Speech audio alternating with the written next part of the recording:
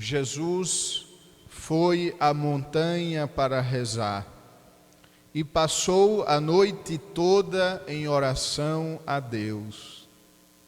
Ao amanhecer, chamou seus discípulos e escolheu 12 dentre eles, aos quais deu o nome de apóstolos: Simão, a quem impôs o nome de Pedro, e seu irmão André, Tiago e João, Filipe e Bartolomeu, Mateus e Tomé, Tiago, filho de Alfeu, e Simão, chamado Zelota, Judas, filho de Tiago, e Judas Iscariotes, aquele que se tornou o traidor.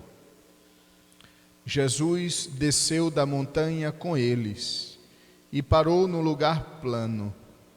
Ali estavam muitos dos seus discípulos e grande multidão de gente, de toda a Judéia e de Jerusalém, do litoral de Tiro e Sidônia. Vieram para ouvir Jesus e ser curados de suas doenças. E aqueles que estavam atormentados por espíritos maus também foram curados. A multidão toda procurava tocar em Jesus, porque uma força saía dele e curava a todos. Palavra da salvação. Glória a vós, Senhor. A propósito da festa de São Simão e São Judas, a Igreja coloca para nós o Evangelho que retrata a escolha dos 12 apóstolos. E o evangelista introduz a escolha dos 12 apóstolos com a circunstância onde Jesus os escolheu. Jesus escolheu os 12 apóstolos depois de passar uma noite em oração na montanha. A montanha, lugar bíblico do encontro com Deus. Salta aos nossos olhos, amados irmãos e irmãs, esta circunstância e Cristo que escolhe os seus discípulos. E salta aos nossos olhos porque nós nos perguntamos: como entender? Cristo passa a noite em oração, escolhe 12 homens fracos, medrosos, quase que trapalhões. Vemos no Evangelho cada um deles com suas deficiências, com seus problemas, com suas dificuldades. Pedro, pedra, na verdade, Cristo diz: tu és pedra de tropeço, porque não pensas como Deus, mas como os homens. Os outros fugiram ao pé da cruz. Outros queriam estar ao lado de Jesus quando Jesus estivesse na glória.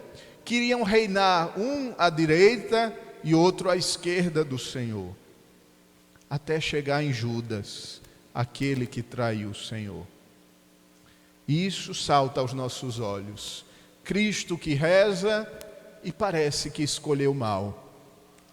Na verdade, não. Na verdade, Cristo sabia quem estava escolhendo, por 2 motivos.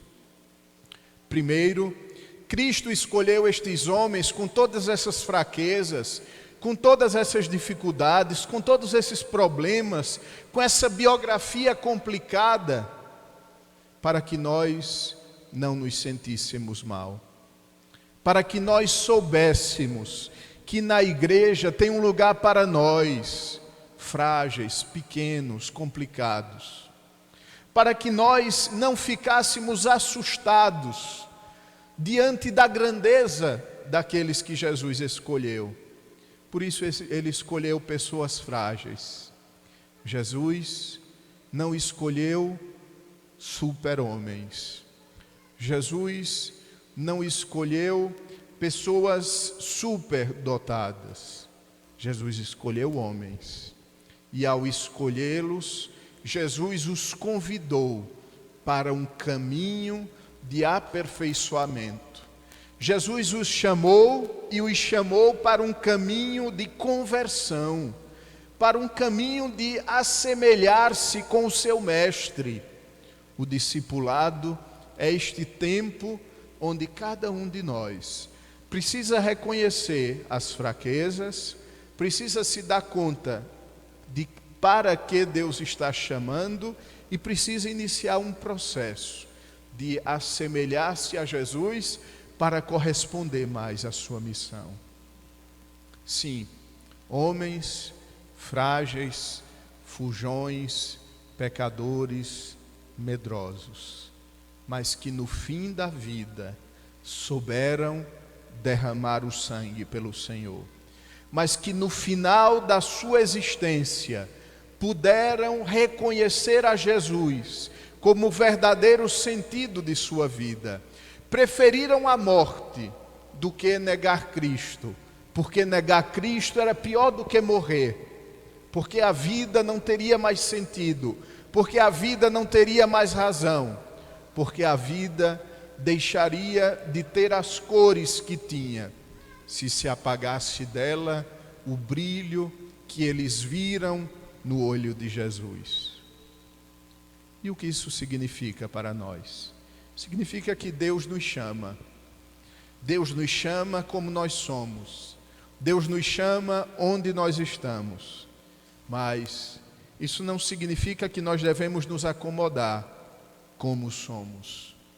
Não significa, por um lado, que nós devemos usar a desculpa de que somos maus, pequenos, frágeis para não servir ao Senhor, mas também não significa que devemos estar acomodados, porque o Senhor nos chama para estar com Ele. E nesse contato com Cristo, nós iremos nos formando à sua imagem. A vida humana todinha, desde o seu primeiro instante até o final, nada mais é do que um assemelhar-se a Jesus. É como se no céu o porteiro conhecesse apenas uma pessoa, o Filho do céu, e só entra quem é parecido com ele. Por isso a vida é este contínuo assemelhar-se a Cristo. O segundo elemento que eu gostaria de meditar convosco, amados irmãos e irmãs, é o nome. Cristo escolheu 12 entre os discípulos e lhes deu o nome de apóstolos. Apóstolo significa enviado. Apóstolo significa arauto. Apóstolo significa alguém que leva uma mensagem que não é sua, uma mensagem que é de outro. Arauto, apóstolo, era uma função no Império Romano. Era uma função de alguém que levava a mensagem do imperador. Nós somos apóstolos. Nós levamos a mensagem de outro. Nós somos enviados. Por isso o cristão precisa mudar de mentalidade. O cristão não prega as suas ideias. O cristão não prega com base nos seus achismos. O cristão não prega como o mundo deveria ser segundo ele. O cristão é fiel a um anúncio que deve levar ao outro. A um anúncio que incomoda o mundo. A um anúncio que não faz bem ao mundo. Porque é um anúncio que salva. Porque é o anúncio que traz a boa notícia. Mas só é boa notícia para quem se desapega do mundo e tem o olhar muito mais além do que nós vemos, tocamos e sentimos, que tem o olhar no céu. Nós fomos integrados neste edifício. Nós somos concidadãos dos santos. Nós somos família de Deus. Que São Simão e São Judas nos ajudem a também nós assumirmos a nossa condição de apóstolo pelo batismo, de enviado, e transformados pelo Espírito Santo, pelo Pentecostes, sejamos anunciadores destemidos, ao ponto de dizer como São Paulo: eu vivo, mas já não sou eu quem vive, é Cristo que vive em mim. E esta vida presente na carne, eu a vivo na fé do Filho de Deus, que me amou e por mim se entregou.